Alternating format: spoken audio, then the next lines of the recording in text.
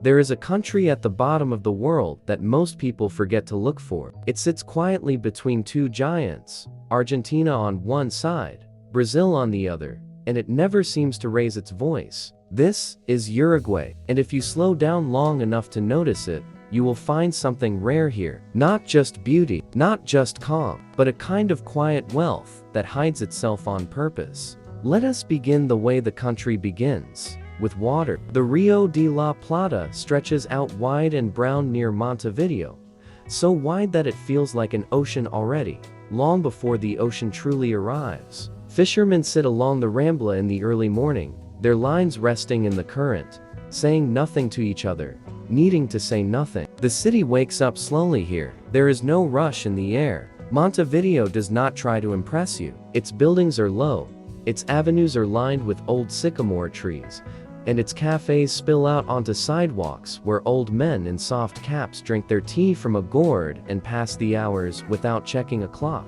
This is mate, the bitter green tea that Uruguayans carry everywhere, tucked under an arm in a leather thermos, poured and shared and poured again. It is a small ritual. It says, we have time. We are not in a hurry to be anywhere else. Walk through the old town in the early morning, before the shops open their shutters, and you will hear very little. A broom sweeping a doorstep, a church bell somewhere in the distance, not urgent, just marking the hour the way it always has. The buildings here carry a faded elegance, stone facades softened by 100 years of salt air, balconies with iron railings that have turned the color of rust and moss. This was once one of the wealthiest ports on the continent, and it still remembers how to carry itself, quietly, without needing anyone to notice. And yet, beneath this unhurried surface, something else has been happening for a very long time. Money has been quietly arriving. Not the loud money of glass towers and flashing signs,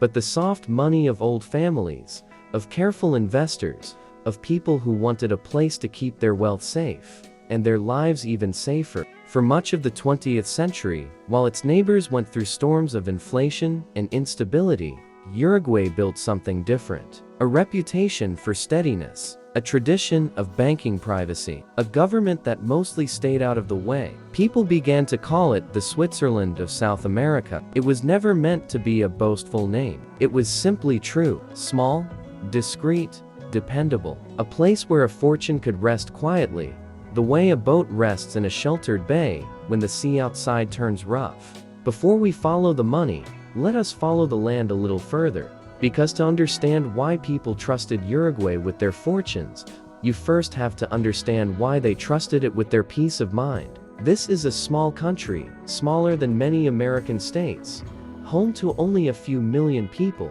and yet it holds an unusual kind of steadiness in its bones. It has one of the oldest and most continuous democratic traditions in South America. It rarely makes headlines for turmoil. It simply continues, year after year, like a slow river finding its way to the sea. Let the camera drift now toward the coast, toward Punta del Este, and let the pace stay slow, because this is a place that rewards patience. Punta del Este sits on a narrow peninsula, with the calm river water on one side and the open Atlantic on the other. In the early light, the beaches here glow almost silver. La Mano, the giant sculpture of fingers rising from the sand, casts a long shadow across Playa Brava, and gulls walk carefully around it, as if they too sense something significant standing there. This is where the world's quiet wealth likes to spend its summer. Not with parades, not with spectacle, but with long lunches that stretch past 4 in the afternoon, with sailboats gliding without hurry across the bay, with pine trees planted 100 years ago now grown tall enough to shade entire streets. The mansions here hide behind hedges. You will not find their names on the gates. The people who own them prefer it that way. Nearby, on a rocky point above the water, stands Casa Pueblo, the white sculpted home built by the painter Carlos Paez Villaro, its curves rounded like something formed by wind and tide, rather than by human hands. Every evening, without fail, visitors gather along its terraces to watch the sun lower itself into the ocean. And every evening, the sky performs the same quiet miracle, streaked in orange and rose, as if the whole coastline pauses together to watch it happen. Drive a little further along the coast, and the noise disappears completely. This is Jose Ignacio, once a sleepy fishing village, still sleepy in its bones, even though it has quietly become one of the most sought-after addresses in South America. The streets are unpaved here, on purpose. The lighthouse still turns its slow beam over the water every night, the way it has for generations. Restaurants tucked behind wooden fences serve grilled fish caught that same morning, and no one seems to be checking the time. Wealthy visitors come here precisely because nothing shouts. They can walk barefoot on the sand, and no one will recognize them, or if someone does, no one will make it feel strange. There is a gentleness to how Uruguay holds its money, the same gentleness it brings to everything else. Consider the countryside, rolling out behind the coast in soft green waves, dotted with grazing cattle, crossed by rivers that move without hurry toward the sea. This is Gaucho country, the land of the cowboy who still rides here, not for show, but because there is work to do. Herds of cattle outnumber people several times over in this country, a strange and peaceful fact, and much of Uruguay's early fortune came from this land itself, from beef, from wool, from leather, patiently built over more than a century. Some of the estancias, the old ranches, have opened their doors to travelers now. Picture a long wooden farmhouse with a tin roof, smoke curling up from a clay oven where meat cooks slowly over embers of quebracho wood. Picture a horse standing calmly at a fence post, its rider dismounting without urgency, removing a wide-brimmed hat, wiping the dust of the day from his brow. Picture the sun lowering itself behind a line of eucalyptus trees, painting the sky the color of a ripe peach, while somewhere inside the farmhouse, a fire is being lit for supper. Out here, the land itself seems to breathe slower. Wind moves through tall grass in long unhurried waves. Storks stand motionless in shallow pools at the edge of a paddock, waiting the way only birds can truly wait, without impatience, without complaint. In the evenings, the gauchos gather to share mate around a fire, and the stories they tell are old stories, passed down instead of written down, about drought survived, floods weathered, and land that has always, somehow, provided enough. This is old Uruguay, the Uruguay that built the foundation. But new money found this country too. And it found it because of something less visible than land and cattle. It found it because of secrecy, laws, drafted carefully across the decades, that made this small country an appealing shelter for fortunes from across the continent and beyond. For much of its modern history, Uruguay offered something its larger neighbors could not: political calm, in a region that often struggled to keep it, a currency and banking system that did not swing wildly with each change of government, and bank secrecy was so strict that for a long stretch of the 20th century, foreign account holders could keep their identities almost entirely hidden, even from their own governments back home. People whisper about the years when suitcases of cash were said to cross the border from Argentina, when families fleeing instability elsewhere on the continent brought what they could carry and placed it quietly into Uruguayan hands. Whether every story is exactly true hardly matters. What matters is the reputation those stories built, brick by brick, year by year, until Uruguay had earned its quiet nickname among bankers and lawyers who spoke of it the way sailors speak of a safe harbor. Some of that old secrecy has softened in recent years, as international pressure encouraged more transparency, and Uruguay, ever the calm and cooperative neighbor, gradually adjusted its laws to meet global standards. But the culture it built during those decades still lingers, like the scent of eucalyptus after rain. It remains a place where discretion is simply good manners, where a person's business is their own, where no one asks too many questions about where your money came from, as long as you are polite about it and pay what is fairly owed. Let us walk now through Carrasco, one of Montevideo's oldest and quietest neighborhoods, where many of these fortunes have settled into ordinary-looking homes. The streets here are shaded by tipa trees, their yellow flowers falling softly onto the pavement in late spring. The houses are elegant but understated, hidden behind ivy-covered walls, with wrought iron gates that have not been painted in years, on purpose, because looking new would draw attention, and attention is the last thing anyone here wants. There is an old airport nearby, small and calm, where private planes land without much ceremony, carrying passengers who slip quietly into waiting cars and disappear behind those same ivy-covered walls. No paparazzi wait outside. No crowds gather. Uruguay simply lets them be. It helps, of course, that the country asks so little of newcomers who bring their wealth here. For years, Uruguay has offered generous tax treatment to those who choose to become residents, especially around foreign income,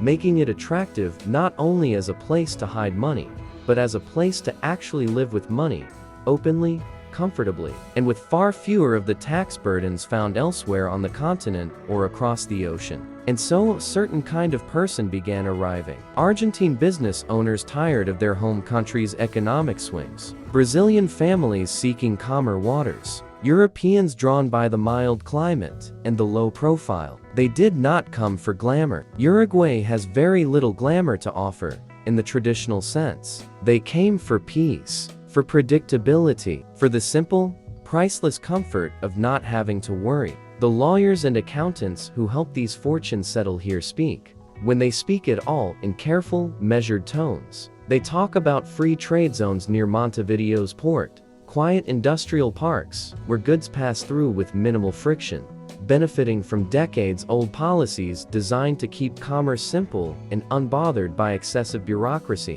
They talk about trusts and holding companies and residency requirements that ask for little more than a certain number of days spent each year beneath this calm southern sky. None of it is whispered because it is illegal. It is whispered because, in Uruguay, prosperity prefers to keep its voice down. Some of them arrive as visitors first, drawn by a friend's recommendation or a quiet magazine article, and find themselves returning again and again, until one day, they simply do not leave.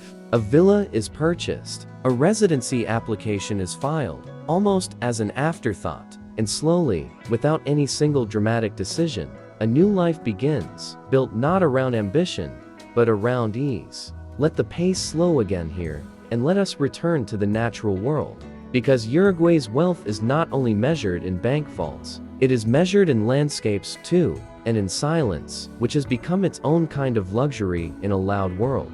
Consider Cabo Polonio, a place reachable only by an old truck that rumbles slowly over towering sand dunes, because there are no paved roads leading in. There is limited electricity here, powered mostly by solar panels and a few generators that run only certain hours of the day. Sea lions gather by the thousands on the rocks near the lighthouse, their calls carrying across the wind, and travelers who make the journey often describe a feeling of stepping backward in time, into a world before schedules, before notifications, before noise. Wealthy visitors come here too, quietly, leaving their comforts behind for a night or two, sleeping in simple cabins lit by candlelight, reminding themselves what stillness actually feels like. Perhaps this is the deepest kind of fortune Uruguay offers. Not the money itself, but the space money can buy here, the space to simply breathe. Travel inland, toward the department of La Valleja, and the land rises gently into low hills and ancient rock formations, some of the oldest exposed stone on the entire continent. Waterfalls tumble quietly over dark granite at places like Salto del Penitente, the water falling in long silver ribbons into pools ringed by ferns and wildflowers. Few tourists ever find their way here. The silence is complete, broken only by birdsong and the soft rush of falling water. Further north, in the department of Treinta y Tres, the Quebrada de los Corvos cuts a deep green canyon into the plains, thick with subtropical forest that feels almost out of place in this land of open pasture. Condors and vultures circle slowly above the gorge, riding warm currents of air without ever needing to beat their wings, patient the way everything here seems to be patient. Down below, a narrow stream moves over smooth stones, unhurried, indifferent to the passage of time above it. And along the eastern coast, where the land meets the sea in long low wetlands, the Bados del Este spread out in a maze of lagoons and reed beds, one of the great wetland refuges of South America. Flamingos gather here in soft pink clusters, wading through shallow water at dusk, their reflections doubling them in the still surface, and the air smells of salt and grass and something faintly sweet, carried in from the pine forests nearby. And then there is the wine country, unexpected to many who do not know this coast, where the Tanat grape has found a second home. Vineyards near Carmelo and Canelone stretch across soft hills, their rows perfectly straight, their leaves catching the late afternoon light like small green flames. Here, small family wineries produce bottles that rarely leave the country, sold quietly to those who already know where to look. Another quiet Uruguayan tradition, keeping the best things close and letting quality speak instead of advertising. Not far from the vineyard sits Colonia del Sacramento, a town so old and so carefully preserved that walking its streets feels like walking through a memory rather than a place. Cobblestones, worn smooth by centuries of footsteps, wind between low colonial houses painted in soft yellows and blues. Bougainvillea spills over garden walls. An old lighthouse rises above the rooftops, and from its top, the wide river stretches out toward Argentina, close enough here to see, a reminder of how near and how different the two countries have always been. Not far from Colonia, along quieter roads that wind past dairy farms and citrus groves, small towns pass by almost unnoticed, each with a church facing a shaded plaza. Each plaza with a bench or two where someone always seems to be resting. There is no pressure in these towns to become anything more than what they already are. A bakery opens at dawn, the smell of fresh bread drifting into the street, and by mid-morning, half the town has already stopped by, not for urgency, but for habit, for the small comfort of a familiar face behind the counter. To the north, near the border with Argentina, hot springs rise naturally from the earth around the town of Salto, and the water here has drawn visitors for generations. Long before anyone thought to call this a wellness destination. Steam curls softly off the surface of the pools in the cool morning air, and bathers sit half submerged, saying little, watching the mist drift over palm trees planted along the water's edge. There is something fitting about a country whose land itself seems to specialize in rest, as though even the ground here understood, long ago, that peace was worth preserving. Further along the coast, near the far eastern edge of the country, Punta del Diablo keeps its own quiet rhythm, a fishing village where wooden boats still pull up onto the sand each morning, their catch unloaded by hand, sold fresh within the hour to small restaurants that never bother printing a menu. The dunes here roll gently down to the water, covered in low, wind-bent shrubs, and at night, when the village lights dim, the stars appear in numbers that visitors from larger cities often say they had forgotten were possible. A short boat ride from Punta del Este brings you to Isla de Lobos, a rocky island crowded with one of the largest sea lion colonies in South America. Thousands of them gather here, barking and sunning themselves across the dark stone, entirely unbothered by the small boats that circle slowly past to watch. It is a strange kind of wealth too. This abundance of wildlife, uncounted and untraded, simply present, the way it has always been present, long before anyone thought to place a value on anything at all. It would be easy to think of all this as simply lucky geography, a small country that happened to sit in the right place at the right time. But talk to those who live here, and a different story emerges, one of deliberate choices made across generations. Uruguay chose stability when instability might have been easier. It chose discretion when spectacle might have been more profitable in the short term. It chose to remain small, and in remaining small, it became something rare, a nation content with being overlooked, because being overlooked meant being left alone. Consider, too, how ordinary the wealthy look here, once you actually meet them. A man sipping mate on a park bench in Montevideo may own vineyards, or an office tower in Buenos Aires, or a fleet of cargo ships that never touch this coast at all. He will not tell you. He will simply pass you the gourd, if you ask politely, and talk instead about the weather, or the football match on Sunday, or whether the asado will need more wood before the meat is ready. Football matters here, deeply, quietly. The way everything seems to matter in Uruguay, without spectacle. This is, after all, a small country that has won the World Cup, more than once.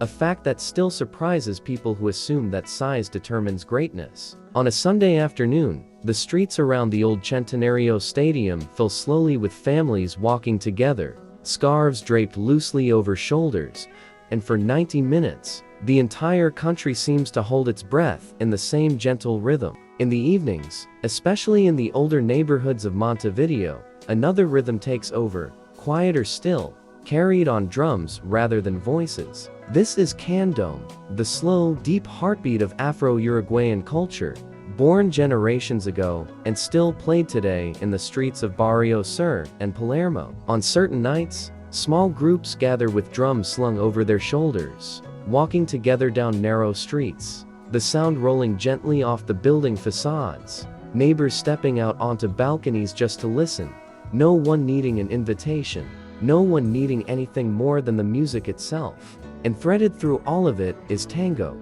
though Uruguayans will remind you, gently but firmly, that they share its origins as much as Argentina does. In small clubs along the Montevideo waterfront, older couples still take to the floor on quiet weeknights, moving with the unhurried precision of people who have done this 1,000 times before, who no longer need to think about the steps, only to feel the music and let it carry them. There is also the matter of markets, small and unglamorous, tucked into corners of nearly every neighborhood. The Mercado del Puerto in Montevideo fills at midday with the smell of grilling meat, smoke rising through open rafters, vendors calling out gently to regulars they have known for years. There is no pretense here, no effort to impress, just good food, shared slowly, the way most things in this country are shared, without hurry, without apology. There is an old saying among some who have made their lives here, that Uruguay is the country where nothing happens,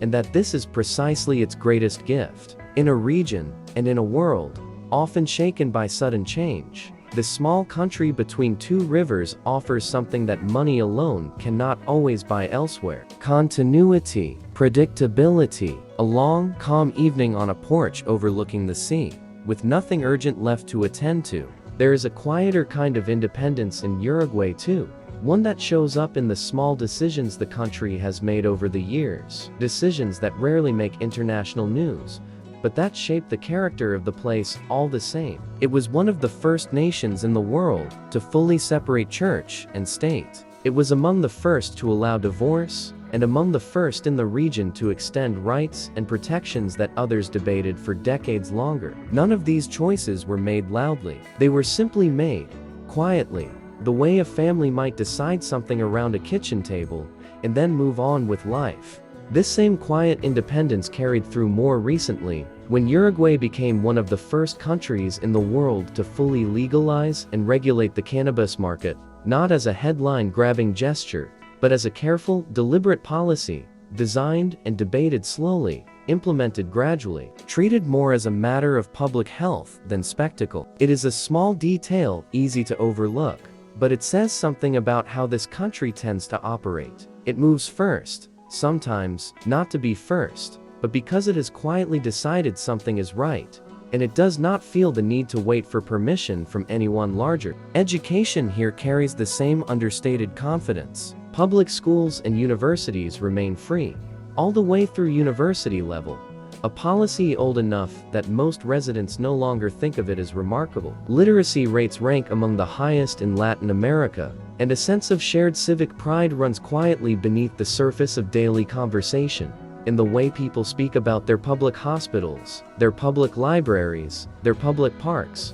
all maintained, all cared for, without much fanfare. Travel a little further along the coast, past Punta del Este, toward the older resort town of Piripolis, and you find a different kind of grandeur, faded gently with time. Grand hotels built in the early 20th century still stand along the waterfront, their pastel facades softened by decades of salt wind, their wide staircases leading down to a beach that curves gently around a quiet bay. Cable cars still climb slowly up Cerro San Antonio, the hill overlooking the town, carrying visitors to a viewpoint where the entire coastline unfolds below, pine-forested hills meeting turquoise water, with almost no one else there to share the view. Consider what it might feel like to live this way, only for a season. Mornings that begin without alarms, because there is nowhere urgent to be. Afternoons spent walking along a beach that never quite fills with crowds, even in the height of summer. Evenings that stretch long and slow,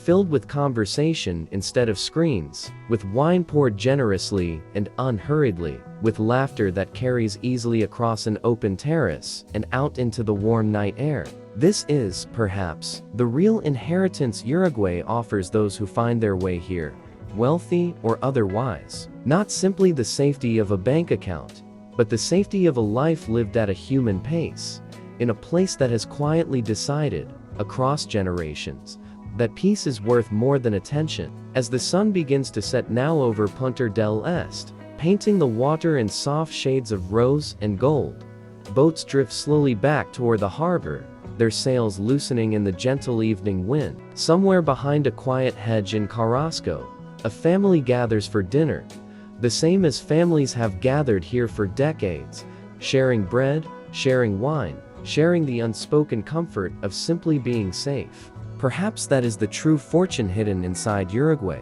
Not the numbers in the accounts, not the deeds to the land, but something softer and harder to measure. A feeling, the feeling of a place that asks little of you, that lets you rest, that does not need to prove itself to anyone. The tide continues to rise and fall along this quiet coast, the way it always has, indifferent to the fortunes gathered nearby, patient with the small country that has learned, better than almost anywhere else, how to hold its wealth quietly, and its peace even more quietly still. Somewhere out on the water, far past the last visible lights of the coast, container ships move slowly toward the port of Montevideo, carrying grain and wool, and the quiet everyday commerce that keeps this small country turning. No one watching from shore pays them much attention. They are simply part of the rhythm now, the same rhythm as the tide, as the mate passed from hand to hand, as the slow turning of the lighthouse beam. If you stayed a little longer here,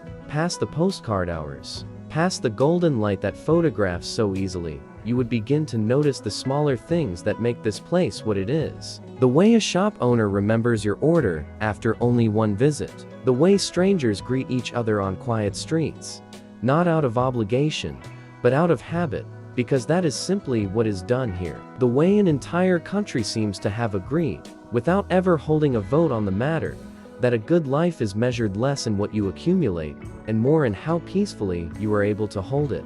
Perhaps that is the real lesson tucked inside this quiet corner of South America. Fortune does not always need to announce itself. Sometimes it simply needs somewhere safe to rest, a coastline to watch the sunset over, a porch to sit on, a gourd of mate to share, and enough silence around it to be truly felt, rather than merely displayed. And so, as the evening settles fully now, and the lighthouse at Jose Ignacio begins its slow familiar turn across the darkening water, we leave Uruguay the way we found it, calm, unhurried, keeping its secrets gently, the way an old friend keeps a promise, without ever needing to say a word.